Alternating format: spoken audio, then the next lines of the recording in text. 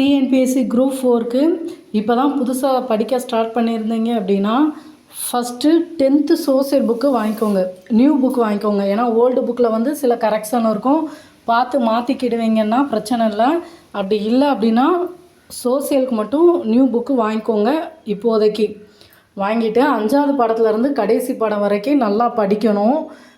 ஏன் அப்படின்னா இதில் தான் மேக்ஸிமம் கொஸ்டின் கேட்பாங்க. ஆனால் போன டைம் எக்ஸாமில் வந்து அவுட் சோர்ஸ்லேருந்து நிறைய கொஸ்டின் வந்ததுனால ஃபஸ்ட்டே அவுட் சோர்ஸ்ன்னு போய் தேடாதீங்க. ஏன்னா ஃபஸ்ட்டு வந்து 10th சோசியல் புக்கில் 5th லெசன்லேருந்து கடைசி வரைக்கும் நல்லா தரவாக முடிச்சுட்டு அதுக்கப்புறம் நீங்கள் வந்து அவுட் சோர்ஸ் வந்து பாருங்கள். ஏன்னா இது மட்டும் படிக்கிறதுல படிக்க வந்து நிறைய இருக்குது. அடுத்து வரலாறு அங்கே இங்கே நிறைய படிக்க இருக்குது. மெயினாக வந்து 10th சோசியல் புக்கு வந்து ரொம்ப ரொம்ப முக்கியம். இப்போ 10th புக்கை எடுத்தீங்க அப்படின்னா படிக்கிறதுல வந்து டைம் வந்து நிறைய டைம் எடுத்து படிங்க, புரிஞ்சு படிங்க.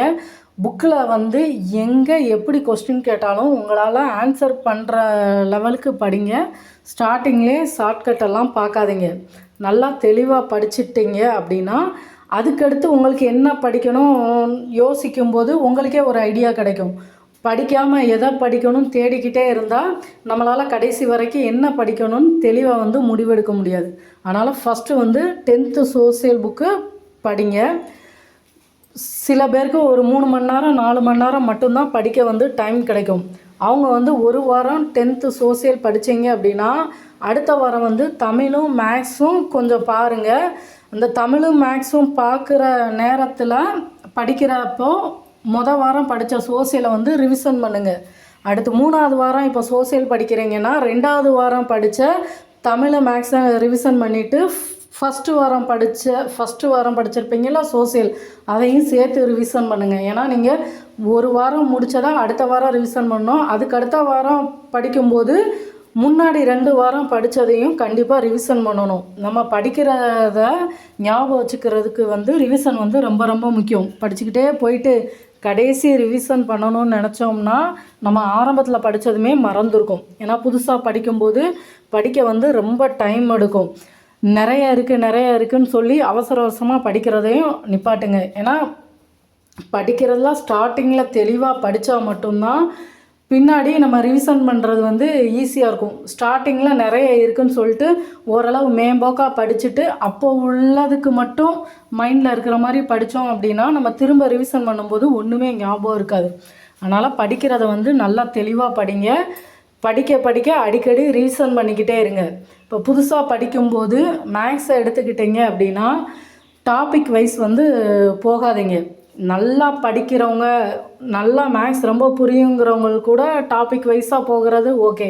ஆனால் கொஞ்சம் எனக்கு டைம் எடுக்கும் அப்படின்னு நினைக்கிறவங்களா இருந்தீங்க அப்படின்னா 6th 10th வரைக்கும் புக்கில் உள்ள சம்மெல்லாம் நல்லா போட்டு பாருங்கள். ஏன்னா அதுவே நல்லா தெளிவாக விளக்கம் கொடுத்துருப்பாங்க. புரியாத பட்சத்துக்கு நிறைய யூடியூப் சேனல் இருக்குது, நீங்கள் பார்த்து புரிஞ்சுக்கிட்டீங்க. ஸ்கூல் புக்கில் உள்ள மேக்ஸ் எல்லாம் போட்டு நல்லா தரவாக இருந்துட்டிங்கன்னா அதுக்கப்புறம் கொஸ்டின் பேப்பரை வந்து சால்வ் பண்ண பாருங்கள். எடுத்ததுமே கொஸ்டின் பேப்பரில் உள்ள சம் பார்க்குறதும் வேஸ்ட்டு, டாபிக் வைஸ் போகிறதும் வேஸ்ட்டு. புக்கில் உள்ள சம்மெல்லாம் நல்லா பார்த்துக்கோங்க. அடுத்து தமிழை எடுத்துக்கிட்டீங்க அப்படின்னா நிறைய இருக்குது, அவுட் சோர்ஸே நிறைய வருது. ஏன்னா இந்த வருஷம் உள்ள கொஸ்டின் பேப்பரை பார்த்துட்டு தான் அடுத்து எப்படி படிக்கணும்னே ஃபுல்லாக வந்து ஃபோக்கஸ் பண்ண முடியும். இப்போதைக்கு போன வருஷம் ஃபுல்லாக மேக்ஸிமம் அவுட் சோர்ஸுங்கிறதுனால இந்த வட்டம் புக்கையே பார்க்காம அவுட் சோர்ஸ் பக்கம் போகாதீங்க. ஏன்னா புக்கிலேயே அவ்வளோ கண்டென்ட் இருக்குது. புக்கை நல்லா தெளிவாக இருந்துட்டு அதுக்கப்புறம் நீங்கள் அவுட் சோர்ஸ் பாருங்கள். இப்போ தமிழ் இலக்கணம் எடுத்துக்கிட்டீங்க அப்படின்னா 6th ஸ்டாண்டர்ட்லேருந்து போங்க. நல்லா புரிஞ்சு பாருங்கள். புரிஞ்சு பார்க்குறது மட்டும் இல்லாமல் சில விதிகளெல்லாம் இருக்கும், அதெல்லாம் நம்ம கண்டிப்பாக மனப்பாடம் பண்ணி தான் ஆகணும்.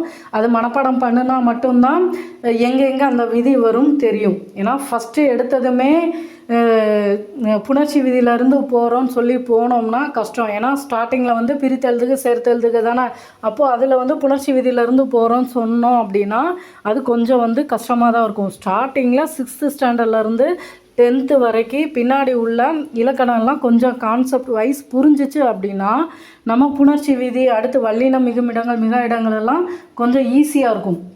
அதனால் மேக்ஸிமம் 6th to 10th வரைக்கும் ஓரளவு புக்கில் உள்ள இலக்கணமெல்லாம் பார்த்துட்டு அதுக்கப்புறம் டாபிக் வைஸாக வாங்க, கொஞ்சம் ஈஸியாக இருக்கும். இப்போ தமிழ் படிக்கிறீங்க அப்படின்னா 6th to 10th பாடத்தை கொஞ்சம் கண்டிப்பாக படிங்க. ஏன்னா இதுக்கு முன்னாடி படித்தவங்க வந்து 6th to 10th புது புக்கு, ஓல்டு புக்கு, அப்புறம் இன்னும் எக்ஸ்ட்ராலாம் படிச்சிருப்பாங்க. இப்போ புதுசாக படிக்கிறீங்க அப்படிங்கும்போது டாபிக் கம்மியாக தான் இருக்குது, இலக்கணத்தை மட்டும் ஃபோக்கஸ் பண்ணுவோம், புக்கில் உள்ள கண்டென்ட் வந்து கம்மியாக தான் இருக்குதுன்னு நினச்சிடாதீங்க. ஏன்னா அவங்க வந்து பொருந்தா சொல்லை தேர்ந்தெடுத்து எழுதுகன்னெல்லாம் டாப்பிக்கில் எங்கேருந்து எப்படி கொஸ்டின் கேட்பாங்கன்னே தெரியாது. நம்ம ஓரளவு நல்லா படிச்சிருந்தா தான் சில கொஸ்டினுக்கெல்லாம் ஆன்சர் பண்ண முடியும். அதனால் புது புக்கையாவது 6th to 10th ஃபுல்லாக படிச்சிருங்க. ஓல்டு புக்கில் வந்து டாபிக் வைஸ் வந்து கவர் பண்ணிக்கோங்க. மெயினாக புது புக்கில் வந்து 6th to 10th வந்து நல்லா எல்லாமே மேக்ஸிமம் புரிஞ்சு படித்து வச்சுக்கோங்க. 10th social book, Tamil, maths இதெல்லாம் படிக்கும்போது அப்பப்போ நேரம் கிடைக்கும்போது சயின்ஸு, வரலாறு, அடுத்து 11th 12th கொஞ்சம் பாடம் வந்து கவர் ஆகும். இதெல்லாம் அப்பப்போ கொஞ்சம் கொஞ்சம் தொட்டு வச்சுக்கோங்க. அப்போனா தான் கடைசி நேரத்தில் படிக்கும்போது ஈஸியாக இருக்கும். இதெல்லாம் படித்து முடிச்சுட்டு அதுக்கப்புறம் அடுத்து என்ன படிக்கணும்னு தேடுங்க. ஆரம்பத்திலே என்ன படிக்கணும்னு தேடி படிக்கிற டைமை வந்து வேஸ்ட் பண்ணிடாதீங்க. ஏன்னா படிக்க வந்து நிறைய இருக்குது. ஈஸியாக இருக்கிற மாதிரி தோணும், ஆனால் படிக்கிறதுக்கு கண்டென்ட் வந்து நிறைய இருக்குது. புரிஞ்சு படிங்க, அடிக்கடி ரிவிஷன் பண்ணுங்கள். நல்லா படித்தா தான் அடுத்து நம்ம வந்து என்ன படிக்கணும், ஏது படிக்கணும்னு நமக்கே ஒரு ஐடியா கிடைக்கும்.